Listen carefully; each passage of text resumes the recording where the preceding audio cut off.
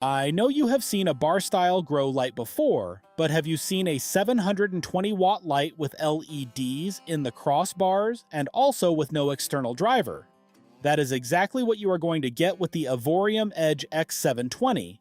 This light uses a tool-free modular design, which means that there is going to be a minimal amount of assembly to do once the light arrives on your doorstep.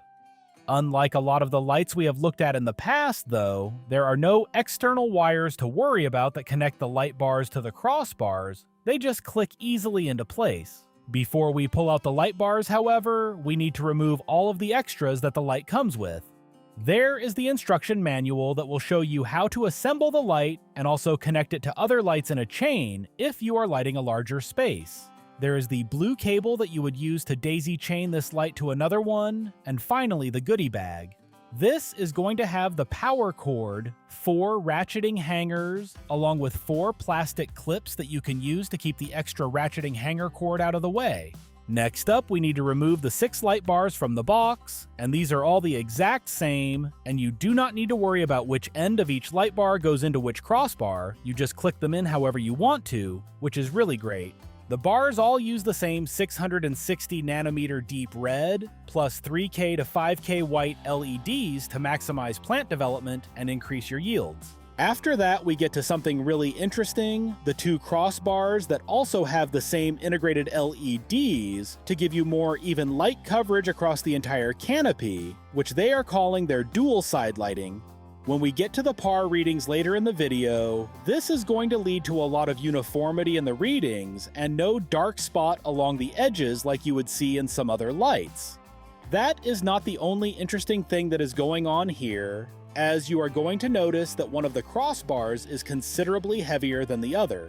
That is because one of them has integrated the driver directly into it, and it also have the power plug, daisy chain plugs, and the intensity dial on the front of it as well.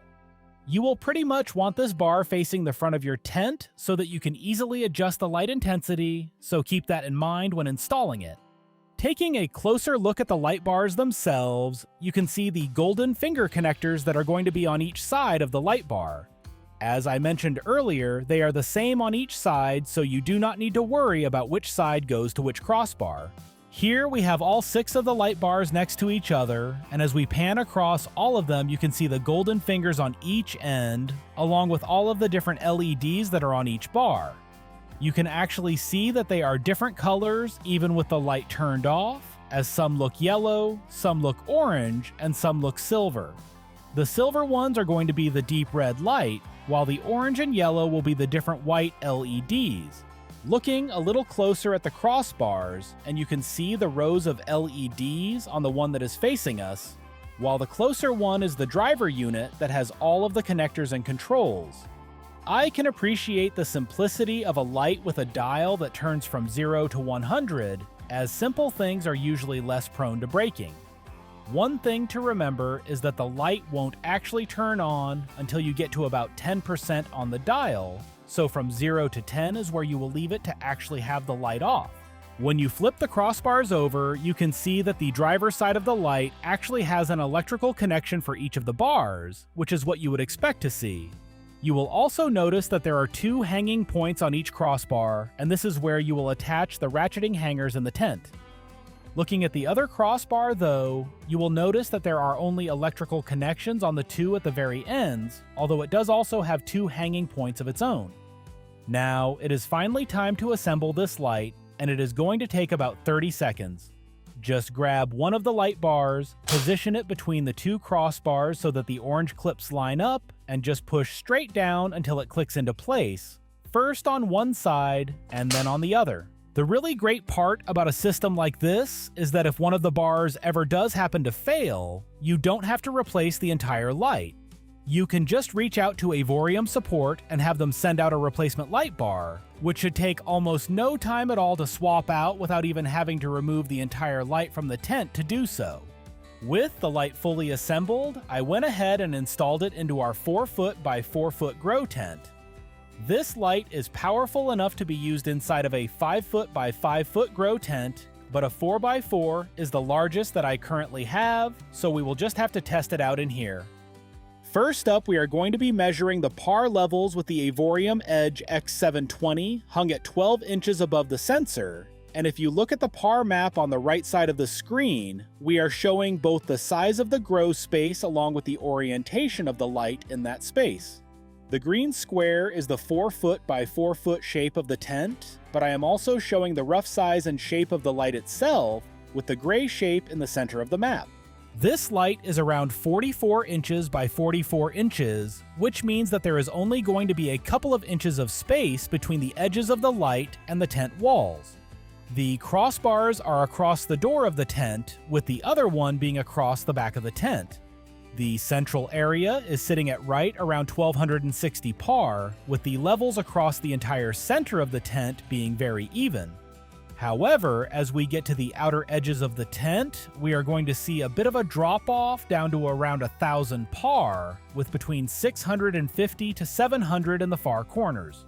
Moving the light up to 24 inches away from the sensor shows the par levels across the entire tent, dropping in a pretty even fashion, which isn't surprising as the light nearly fills the tent wall to wall, especially with those lit crossbars.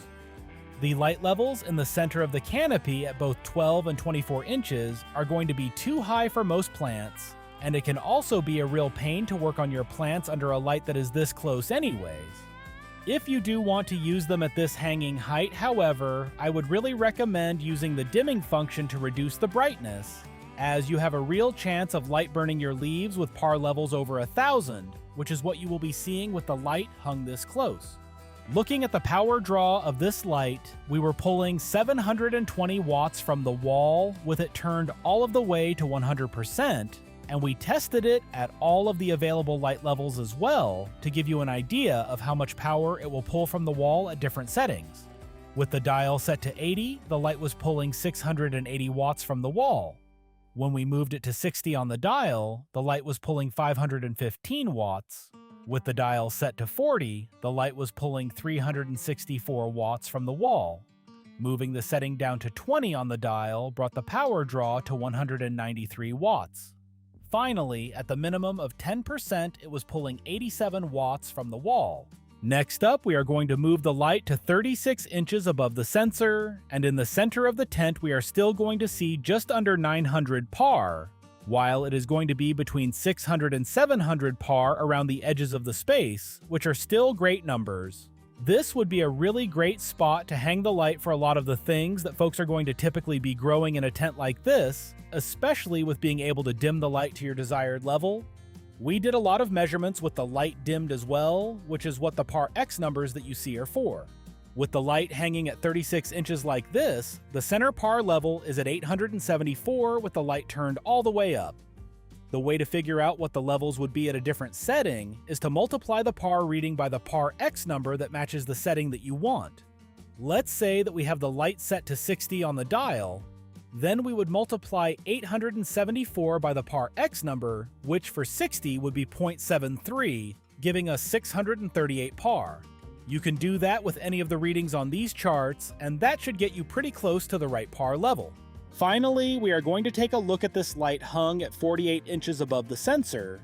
We are looking at 725 par in the center area of the tent, with between 500 and 600 out along the edges and far corners. These are actually really decent numbers considering how far from the sensor the light is at this point. While I would usually say that you shouldn't be hanging the light this far from the plants with these light levels, these numbers are still very serviceable for a lot of different plants that you may be growing. The levels across the board are actually pretty decent, and even if you are flowering out cannabis plants, these light levels would actually even still work for a lot of photoperiod plants that are only getting 12 hours of light. Not to mention that a lot of garden plants would absolutely love these levels, and this is where I would probably have this light set for starting spring seedlings, just turning it down quite a bit so that I don't burn them as they sprout. As always, I still feel that squeezing the largest light you can into your tent is going to give you the most even light levels possible across your entire canopy, as long as that light fits into your budget. Speaking about the budget, that is one of the strongest points when it comes to the Aevorium Edge X720. At the time this video goes live, this light is actually under $300 on Amazon, which is an amazing price for the amount of performance you are getting in this package. If you want to check this light out for yourself, make sure to click on our link to it in the video description or pinned comment down below.